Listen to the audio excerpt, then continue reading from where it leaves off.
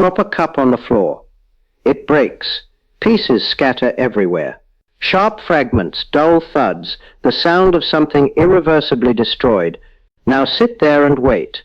Wait for the pieces to jump back up. Wait for them to fly through the air and reassemble themselves perfectly in your hand. You can wait as long as you want. It's not going to happen. You know it's not going to happen. Everyone knows it. It's obvious. But why? Let me show you. It's obvious to everybody that the phenomena of the world are evidently irreversible. By that I mean things happen that don't happen the other way.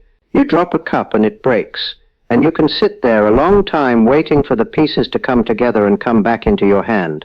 If you watch the waves breaking at the sea, you stand there and wait for the great moment when the foam collects together, rises up out of the sea, and falls back further out from the shore. It would be very pretty. As a matter of fact, the demonstration of this in lectures is usually made by having a section of moving picture in which you take a number of phenomena and run the thing backwards and then see all the laughter. The laughter just means this ain't going to happen in the real world. But actually that's a kind of weak way to put something which is so obvious and deep as the difference between the past and the future. Because even without an experiment, our very experiences inside are completely different for past and future. We remember the past. We don't remember the future. We have a different kind of awareness about what might happen than we have of what most likely has happened. The past and future look completely different psychologically. The questions of memory, of apparent freedom of will, in the sense that we feel we can do something to affect the future. But none of us or very few of us believe that there's anything you can do to affect the past. Remorse and regret and hope are all words which distinguish perfectly. Obviously the past and the future. Now, if the world of nature is made of atoms, and we too are made of atoms that obey physical laws, this obvious distinction between what happens in the past and the future snorts this obvious irreversibility of all phenomena. You would think the most likely and obvious interpretation is this, that some laws, some of the motion laws of the atoms, are going one way, that the atom laws are not such that they can go either way. That there's somewhere in the works some kind of principle that makes things only work one way and never the other way. And so the world is turning from an ordered character to a disordered character all the time. And this one-way business of the interactions of things is the thing that makes the whole phenomena of the world seem to go one way. Yet we haven't found it yet. That is, in all the laws of physics that we've found so far, there doesn't seem to be any distinction between the past and the future. The moving picture should work the same way, going both ways, and the physicist who looks at it should not laugh. Let me show you the details. Let us take the law of gravitation as our standard example. If I have a sun and a planet that I started off in some direction going around and I take a moving picture of this, say it gets to here, now take a moving picture and run the movie backwards. What happens? The planet goes around the sun in an ellipse. The speed is such that the area swept out by the radius is always the same in equal time. It just does exactly the way it ought to do. Perfectly satisfactory. It cannot be distinguished from the one going the other way. So the law of gravitation is of such a kind that it doesn't make any difference if you show any phenomenon involving just gravitation running backwards on a film. It'll look perfectly satisfactory. Put it more precisely this way. If at a given instant all the particles in a complicated situation would have every one of their speeds reversed suddenly, then the thing will just unwind through all the things that it wound up into. That is, if you have a lot of particles doing complicated things, then you suddenly reverse all the speeds, they will completely undo what they did before. This is in the laws of gravitation. If I reverse the time, the forces are not changed, and so the changes in velocity are not altered at corresponding distances. Each velocity then has its succession of alterations made in exactly the reverse way that they were made before. It's easy to prove that the law of gravitation is time reversible. The law of electricity and magnetism, time reversible. The laws of nuclear interaction, time reversible as far as we can tell. The laws of beta decay, also time reversible. There were some experiments a few months ago which indicate that there's something unknown about certain laws, suggest the possibility that maybe it's not time reversible, but we shall see. But at least the following is true. This beta decay, which may not be time reversible, is a very unimportant phenomenon for most ordinary circumstances. The possibility of my talking to you does not depend on that happening. It depends on chemical interactions, electrical forces, gravitation. But I am one-sided. I speak and the voice goes out into the air and doesn't come sucking back into my mouth when I open it. This irreversibility cannot be hung on the phenomena of beta decay. In other words, we believe that most of the ordinary phenomena which are produced by atomic motions follow laws which can be completely reversed. So we have to look elsewhere to find the explanation. If we look more carefully at planets moving around the sun, you'll soon find that it isn't quite right. For example, the Earth's rotation on its axis is slightly slowing down. That's due to tidal friction. You see, that friction is something which is obviously irreversible. If I took a heavy weight on the floor here and pushed it, it would slide and stop. If I stand and wait for it, it doesn't suddenly start up and speed up and come into my hand. So a frictional effect seems to be irreversible, but a frictional effect is the result of enormous complexity of the interactions of the block with the wood. The jiggling of the atoms inside, the organized motion of the block is changed into disorganized, irregular wiggle-waggles of the atoms in the wood. So we should look at the thing more closely. As a matter of fact, we have here the clue to the apparent irreversibility. I'll take a simple example. If we have blue water, say ink, and white water, that's water without ink, in a tank with a little separation, and pull out the separation very delicately, then it starts out separate. Blue on one side, white on the other side. Wait a while. Gradually the blue mixes up with the white, and after a while the water is loop blue. I mean, it's sort of 50/50th color, uniformly distributed throughout. Now, if we wait long for a long time and watch this, it does not by itself separate. Oh, you can do something.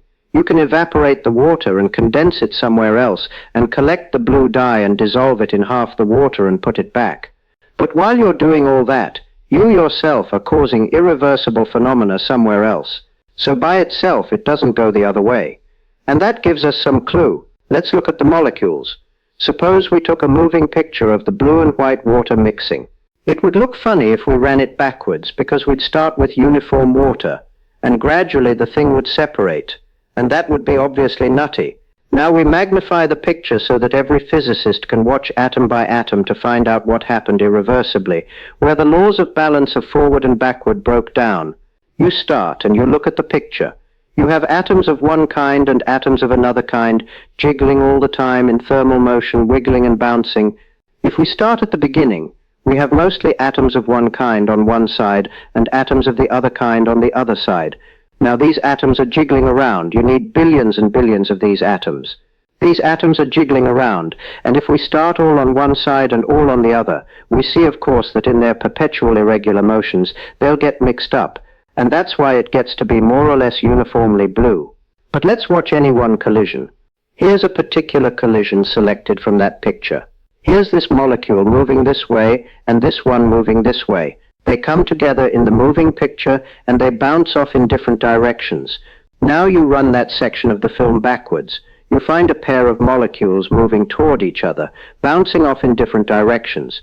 And the physicist looks with his keen eye and measures everything and says, that's all right. That's according to the laws of physics. If two molecules came this way, they would bounce that way.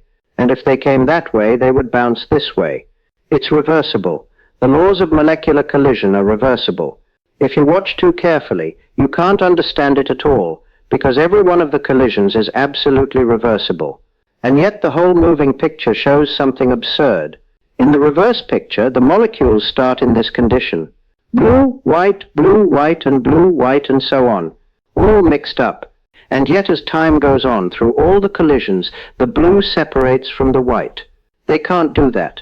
That's not natural, that the accidents of life will be such that the blues will separate themselves from the whites. Yet, if you watch the reverse movie very carefully, every collision is okay. Well, you see, that's all there is to it. The irreversibility is caused by the general accidents of life. If you start with a thing that's separated like this and just make irregular changes, it gets more uniform. But if you start with something that's uniform and make irregular changes, it doesn't get separated. It could get separated. It's not against the laws of physics that these things bounce around so that they separate. It's just unlikely. It just would never happen in a million years. And that's the answer.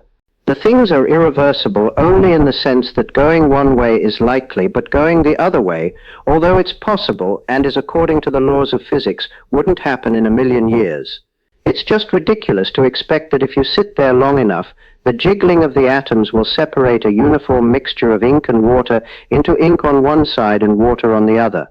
Now, if I had put a box around here so that this was all the molecules that there were, as time goes on, they would get mixed up. But if you're patient, I think you could believe that in the perpetual irregular collisions of these molecules, after some time, not necessarily a million years, maybe only a year, if you keep watching, accidentally they get back more or less like they started. It's not impossible. However, the actual objects with which we work have not only 4 or 5 atoms, they have 4 or 5 million atoms. And it's just not likely that 4 or 5 million atoms are all going to get separated like this, so the apparent irreversibility of nature does not come from the irreversibility of the fundamental physical laws. It comes from the characteristic that if we start with an ordered system and have the irregularities of nature bouncing, then the thing goes one way. Therefore, the next question is, how did it get ordered in the first place? That is to say, why is it possible to start with order? Because, you see, the difficulty is that we start with an ordered thing, and we don't end with an ordered thing. One of the rules of the world is that things go from an ordered condition to a disordered one. Incidentally, this word order and disorder is another one of those terms of physics which aren't exactly the same as an ordinary life. The order need not be interesting to you as a human. It's just a question of whether there's a definite situation all on one side and all on the other, or they're mixed up. That's ordered to disorder. Maybe you like it better mixed up, but that's not more ordered. Now the question is, how does the thing in the first place get ordered, and why, when we look at any ordinary situation which is only partly ordered, can we conclude that it probably came from something more ordered? If I look at a tank of water in which it's very dark blue on this side and very clear white water here, and sort of bluish water in between, and I know that thing has been left alone for 20 or 30 minutes, then I will guess that it got this way because it was bluer before. The separation was more complete in the past. If I wait longer, the blue and white would get more intermixed. If I know this thing has been left alone for sufficiently long, I can conclude something about the past condition. The fact that it's smooth here could only arise because it was much better in the past, much more satisfactorily separated. Because if it weren't more satisfactorily separated in the past, in the time since then, it would have gotten more mixed up than it is. It is therefore possible to tell from the present something about the past.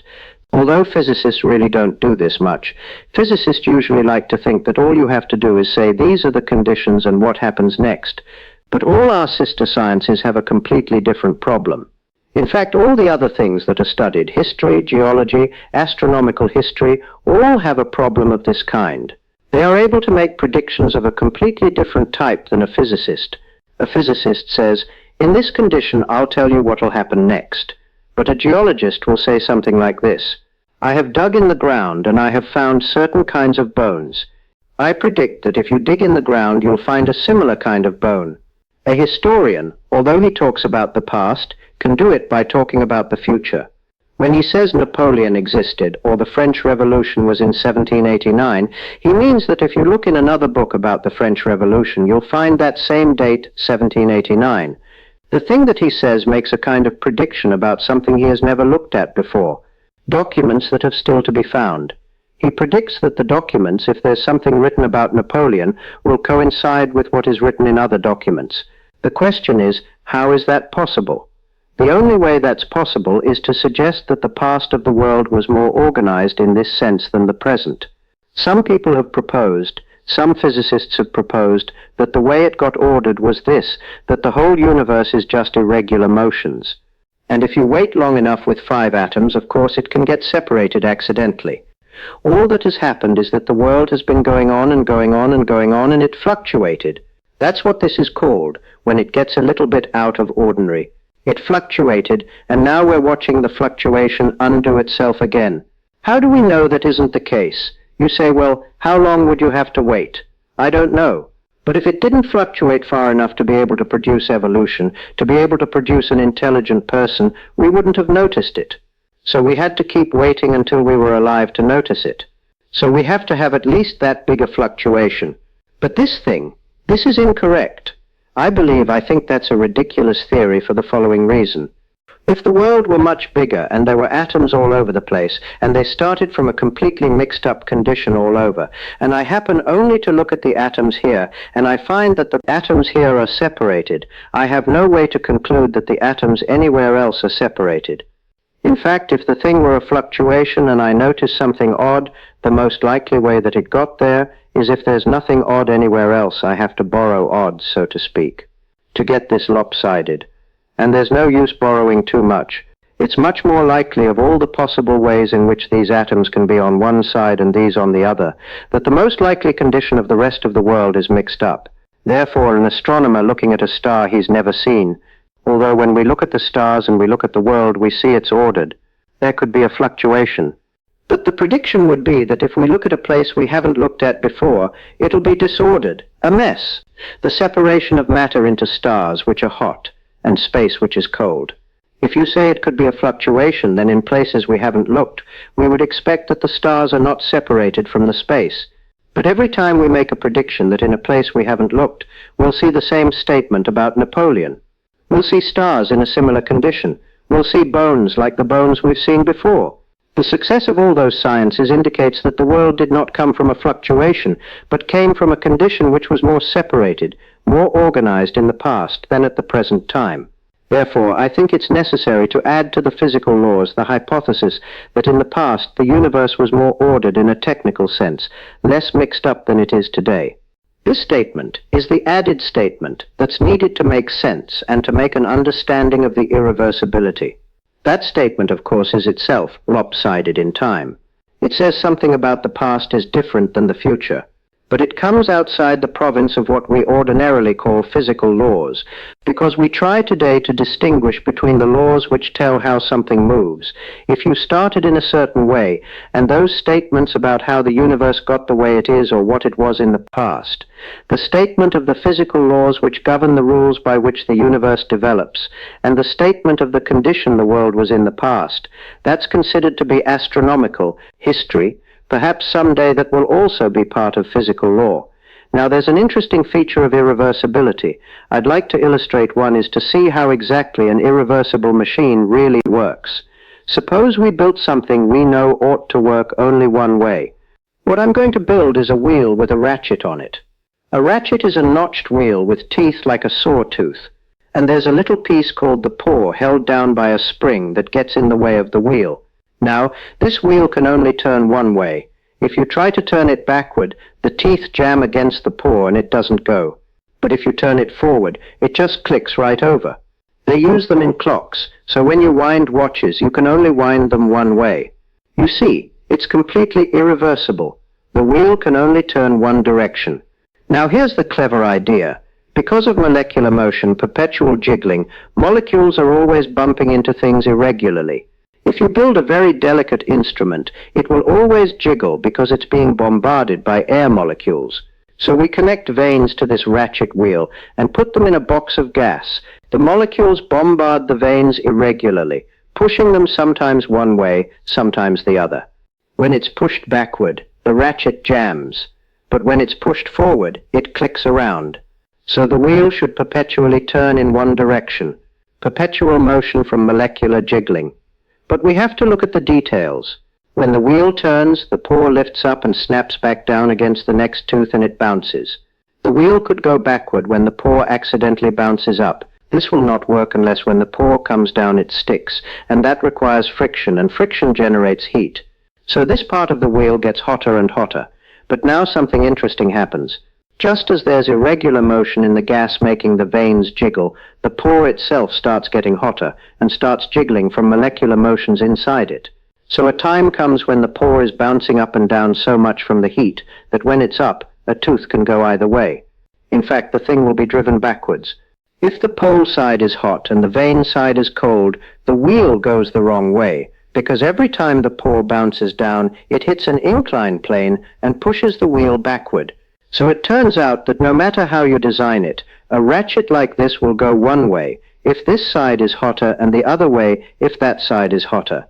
But after heat exchanges between the two and everything calms down to the same temperature, it will go neither way.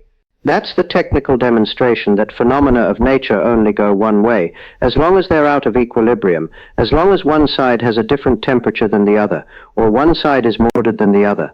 The conservation of energy would let us think we have as much energy as we want. Nature never loses or gains energy, yet the energy of the sea, for example, all that thermal motion of atoms is practically unavailable to us. To make energy useful, to make it available, we need a difference in temperature. Without that difference, although the energy is there, we cannot use it. There's a great difference between energy and availability of energy. Let me give you an analogy. You go to the beach with towels. A sudden downpour comes. You grab the towels and run to the bathhouse. You start drying yourself. This towel is a little wet, but drier than you. You use it. Then you try another, but it's too wet. It's wetting you as much as drying you. Pretty soon you discover something horrible. All the towels are damp, and so are you. No matter how many towels you have, there's no way to get drier because there's no difference between the wetness of the towels and the wetness of yourself. When everything reaches the same dampness, you're stuck. The thing that corresponds to dampness is temperature. When two things are at the same temperature, it's just as easy to pick energy off one as off the other. So if you put them together, they exchange energy back and forth. But the net result is nothing. When everything is at the same temperature, there's no more energy available to do anything. The principle of irreversibility is this. If things are at different temperatures and left to themselves, they become more and more the same temperature, and the availability of energy perpetually decreases. This is the entropy law. Entropy always increases. Or to say it another way, the availability of energy always decreases. Things of different temperature left to themselves tend to become the same temperature. But two things already at the same temperature don't spontaneously split apart. One getting hot, one getting cold. The one ways is always the loss of available energy. Here we have an example where an obvious effect, the irreversibility of time, is not an obvious consequence of the fundamental laws. The effect is rather far from the basic laws. It takes a lot of analysis to understand why. And the effect is of first importance. My memory, my characteristics, the difference between past and future are completely involved in this, yet understanding it is not immediately available just by knowing the laws. The laws of physics do not have direct, obvious relevance to experience. There are often great distances between the detailed laws and the main aspects of real phenomena. Like a glacier, you watch it move, rocks falling, ice flowing. You don't need to know it's made of hexagonal ice crystals. Yet the character of those crystals, if understood well enough, is the reason for the glacier's motion. But it takes time to connect them. In fact, nobody knows enough about ice crystals yet to fully understand glacier behavior. Although we've been talking about fundamental physical laws, I must say immediately knowing all the fundamental laws as we know them today does not immediately give you understanding of much. It takes time, and even then it's only partial. Nature seems designed so the most important things in the real world are complicated, accidental results of many laws working together. So let me bring this all together. Why can't we reverse time? Why don't broken cups reassemble? Why doesn't mixed ink separate? Not because the laws of physics forbid it. Every collision, every interaction, every force works perfectly in reverse. The reason is statistics, probability. The overwhelming number of ways things can be disordered compared to the tiny number of ways they can be ordered. A cup has one way to be whole, millions of ways to be broken. When it breaks, it moves from one ordered state to one of millions of disordered states. That's likely. But for it to go back, for millions of atoms to accidentally coordinate perfectly to reassemble, it's not impossible, just so unlikely. It will never happen, not in the lifetime of the universe.